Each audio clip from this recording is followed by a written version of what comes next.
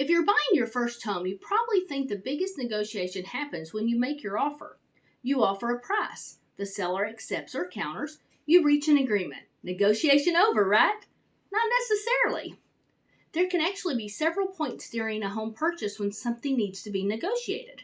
Hi, I'm Ginger McCallum, a realtor serving Garland, Texas, and the surrounding DFW communities. Today, I'm going to walk you through 3 major negotiation stages you may encounter when buying your first home: the initial contract, inspection and repairs, and financing and appraisal.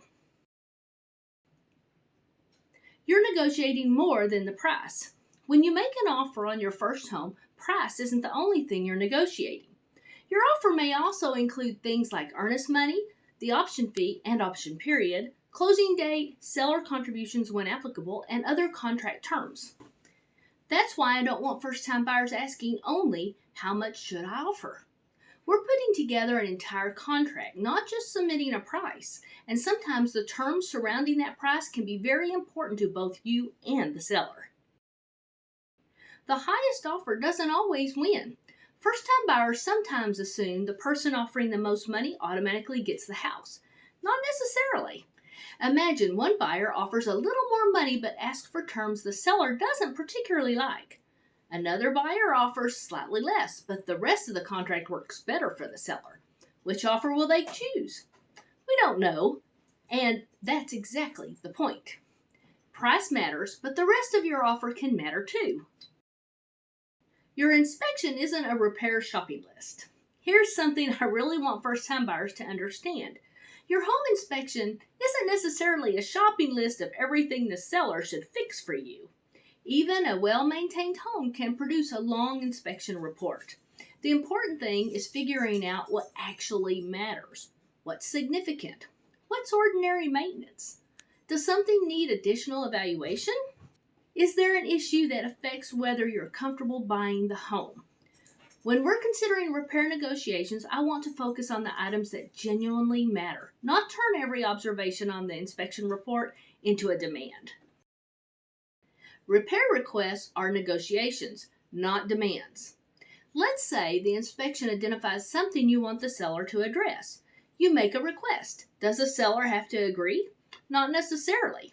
The seller may agree to some things, decline others, or propose another solution. Then you may have another decision to make based on your contract and circumstances.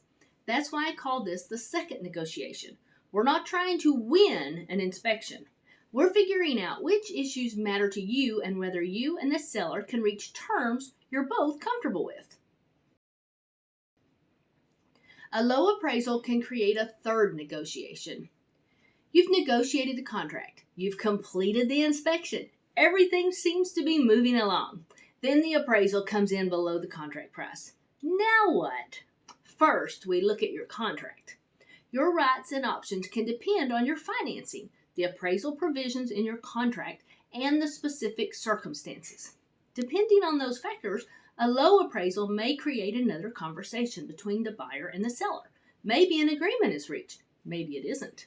The important lesson is this: the terms you negotiated at the beginning can affect the options you have later. That's why the original contract matters beyond the offer day. So, when you're buying your first home, remember that negotiation may happen at 3 different stages. First, your initial offer and contract. Second, inspection and repairs during the option period. And third, financing and appraisal issues. And good negotiation isn't about trying to beat the other side every time. It's about knowing what matters to you, understanding your options, and making decisions that keep you moving towards your bigger goal: buying the right home on terms you're comfortable accepting. That's part of how I guide first-time buyers through my Confident Move method. Education first, then decisions. I'm Ginger McCallum, a realtor serving Garland, Texas, and the surrounding DFW communities, helping first-time buyers understand the home buying process and make confident decisions. If you're thinking about buying your first home, visit my First-Time Home Buyers Resource Center or ask me for my free First-Time Home Buyer Guide. Thanks for watching. I'll see you in the next video.